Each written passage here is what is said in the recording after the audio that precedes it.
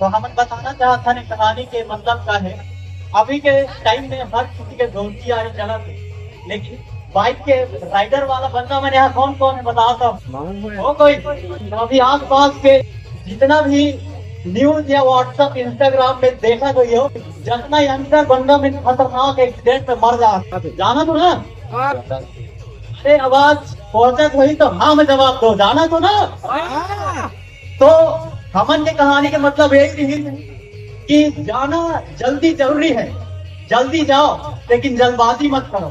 तो हमन जैसे यंगस्टर भाई मन पे यही अनुरोध है कि आराम से जाओ, हड़बड़ी मत करो, ताकि ककरो दोस्त के जिंदगी में ककरो दोस्त के कमी मत हो जाए। यही सोच के अपन माइंड में लेके आराम से जाया करो, बढ़िया से आया करो, ताकि एक दोस्ती के साथ दोस्त के जो प्यार है वो बने पड़े रहे। हमारे के कहानी के मतलब यही थी।